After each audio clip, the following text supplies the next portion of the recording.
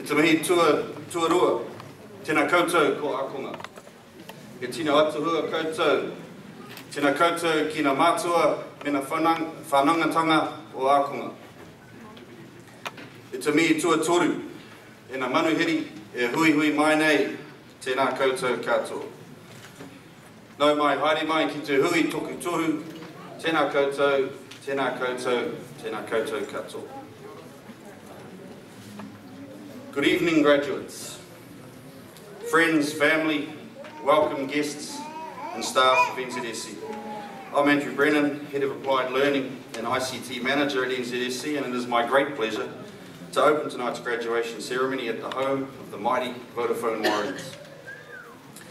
Like the Warriors, NZSE has a strong desire to make positive impact in the communities we are a part of, and as I look around the audience here tonight, and I see the family and friends that have supported our graduates during their studies, I feel sure that we are doing that. Graduates, your hard work and the support of your families will pay off. In today's world, the correlation between education and employability is greater than ever before. So congratulations on achieving this important step towards your career goals. I hope that you enjoy tonight and take great pleasure in celebrating your accomplishments. We are lucky to have some inspirational guest speakers with us tonight, and so I hope you will also take this opportunity to be inspired and reflect on where your qualifications may take you next. Nō reira, tēnā koutou, tēnā koutou, tēnā tātou katoa.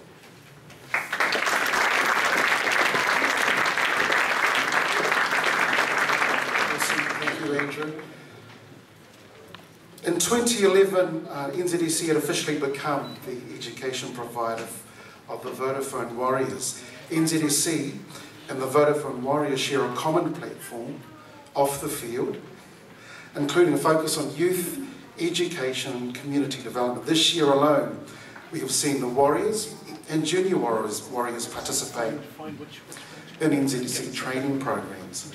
NZSE campus opened up in Manukau City, the breeding ground of future rugby league stars. We are honoured this evening to have and open this evening's special our guests address. The CEO of the Vodafone Warriors, Mr. Wayne Sculler. Please welcome him to the platform.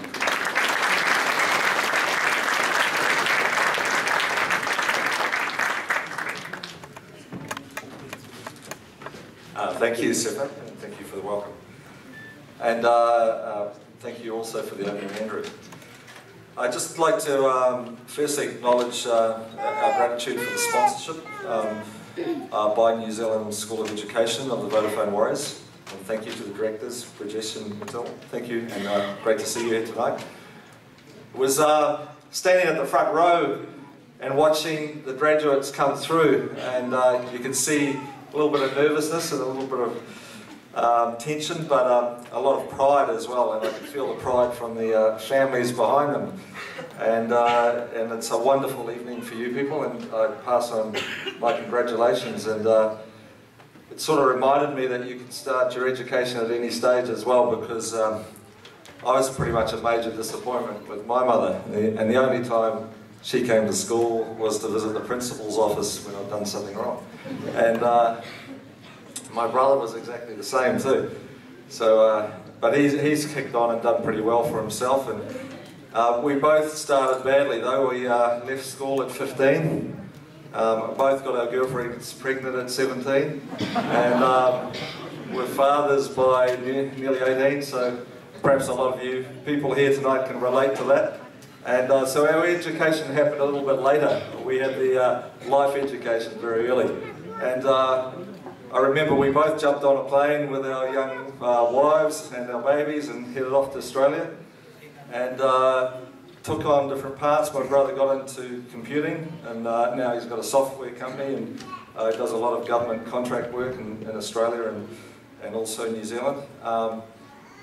And I went and started working in a warehouse in Alexandria in Sydney, and we had no money, my little girl, Irene, and my wife, and I had to get a push bike to get to work, and I was unloading big containers, frozen containers of cheese and Italian and Dutch food, and also the big tins of tomatoes from Italy.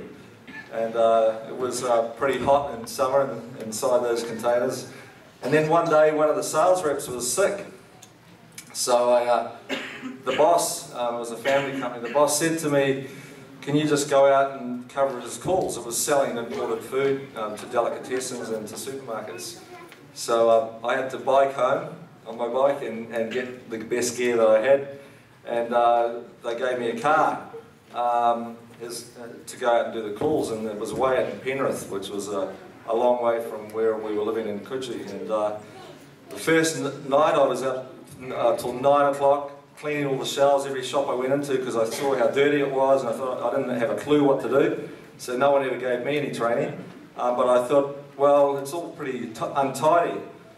And because I worked in the warehouse picking all the orders, I knew all the stuff that sold. And I'd tidy it up and put everything in order and say to the guy, hey, all this stuff is missing, that's some of our best sellers. So I sort of fell into it, and I did that for the whole week, and then this guy was sick for another week. And anyway, after the second week, the owner of the company called me in, and he said, oh, you've more than tripled the orders of the old guy, so they sacked him and never came back. So I guess that was how I fell into training, and then I got into the sales and marketing career, and I re-entered education after I'd left school. But one of the regrets I had that I didn't really rate school or understand what education was about. And no doubt a lot of you guys, you've done similar things in your own way, and you've come back and through the New Zealand School of Education, you've revisited education, and it's fantastic to see, and it will certainly open huge doors for you. So you should be proud now. You've given yourself a great start at whatever stage of your life you're at. And I wanted to introduce Felitti Matteo. He's one of your fellow students as well. And he's promised he's coming back to graduate this time next year. So it's great to have you here, Felitti, and your lovely wife, Michelle, who also works for us. But I'm very impressed with Felitti too, because he's been away on a camp with the team, and it's been a pretty hard training camp for the last 3 days. So thanks for giving up the evening that you'd normally be well asleep, and I think you will at some stage, not too far away.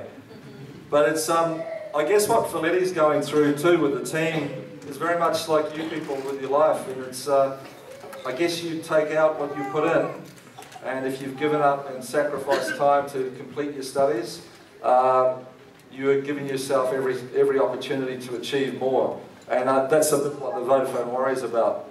We're going to work harder than ever to try and get the results that we think this club deserves, and I wish you the same. I also really appreciate the connection with education, with the club, and what it does for our own players, whether it's our junior players or our senior players who are re-entering education. And part of the sponsorship for us is the scholarships and the opportunities for young Vodafone Warriors to come and educate themselves, and especially in the areas of computing and IT. So it's a fantastic opportunity because it is the future, and it fits really wonderfully for our club. And we hope we also give value and branding back to the New Zealand School of Education, but you're certainly giving us a lot as well, and it fits perfectly with our community program. I think it's going to be, I'll talk a little bit about the club now. And some of you pick up the papers tomorrow, and no one else knows about it, but we're tomorrow announcing that we're playing our first ever home game away from Auckland.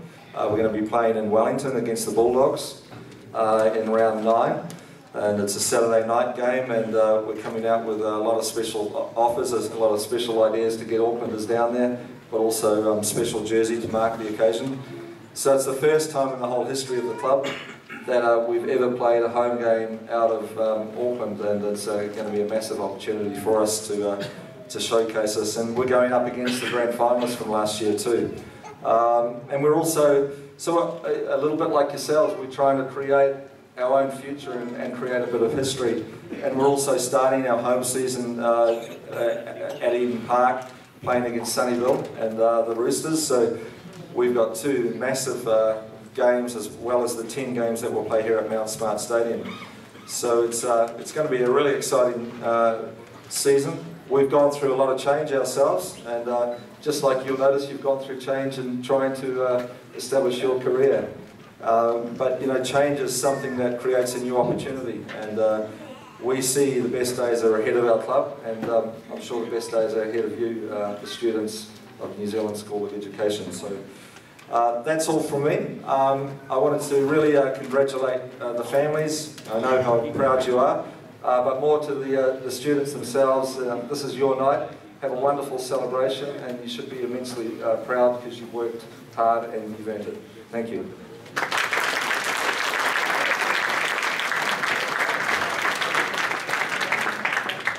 Thank you, Wayne. Before you do leave, we want to just acknowledge you and the time that you've set aside to spend with us this evening, but also just thank you for your words of encouragement, your life's experience that I know that have imparted across to our students. On behalf of the NZDC team, we'd like to say thank you once again.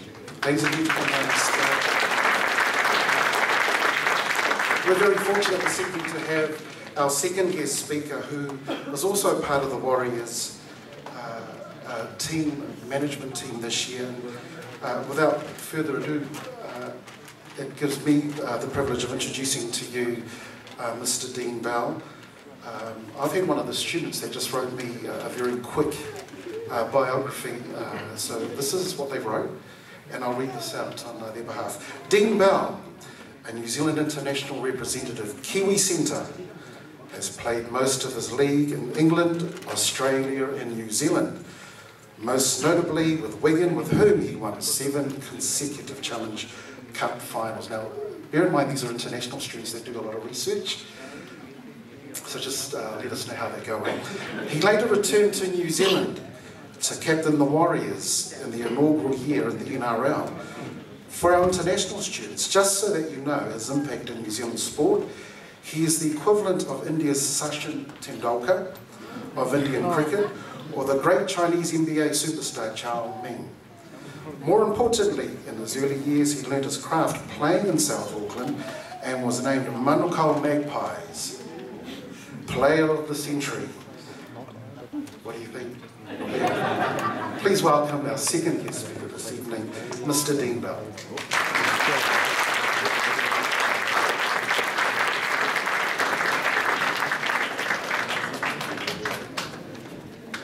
Thank you to the graduates, mums and dads, family members. Thank you very much for inviting me here tonight. I know it's a very special occasion.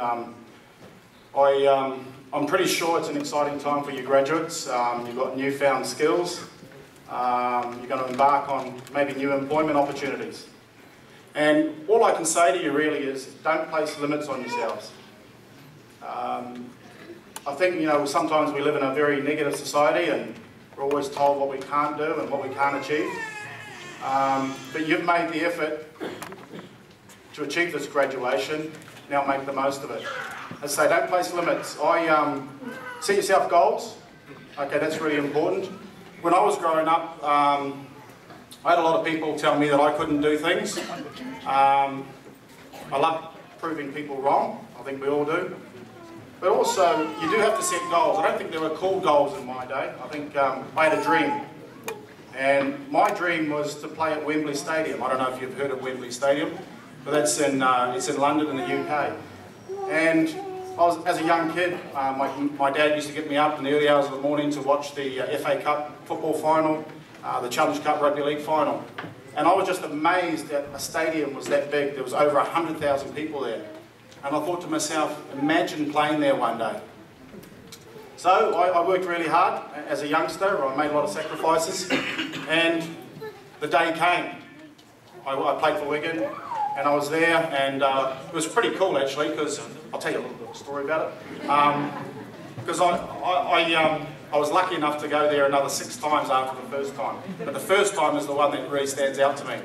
And I remember we were staying about an hour away from Wembley Stadium itself, staying in a hotel, and 2 police traffic cars and motorbikes came along, and they they sort of escorted us all the way to Wembley Stadium. So every set of lights in London, and you know how big London is, they would be stopping the traffic, and we were just like royalty going through. So we felt so cool sitting there on the bus. And probably about 1k out from Wembley itself, the bus slowed down. And I remember it's a place called Wembley Way, and then as it slowed down, the coach at the time, a guy called Graham Lowe, was a New Zealander. He was the coach of Wigan and coached New Zealand as well. He put the music, the theme to the Rocky movie on. And you imagine that, we're just going through this, thousands of people either side of the bus along Wembley Way.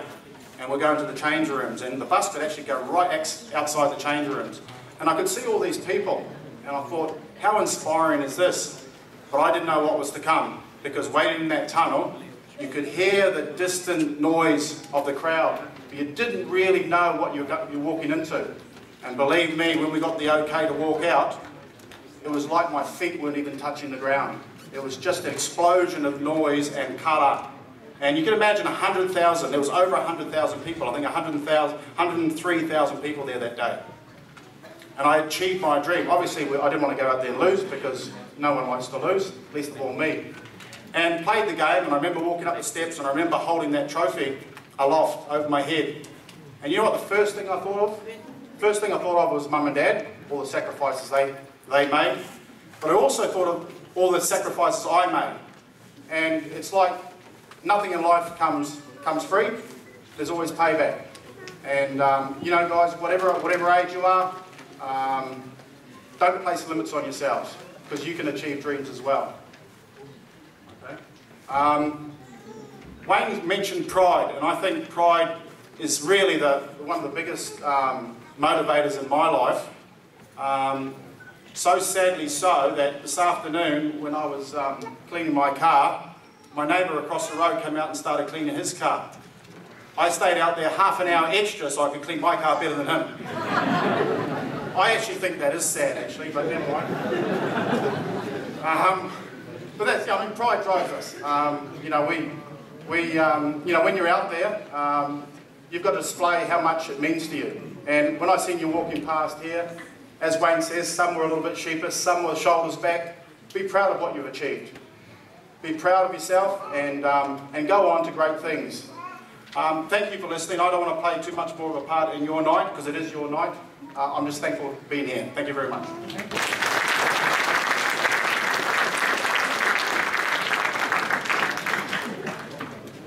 Thank you, Dean. Again, on behalf of NZSE, we'd like to thank you as well for your words of encouragement by way of a small gift on behalf of the NZSE team. So on behalf of us, we say thank you.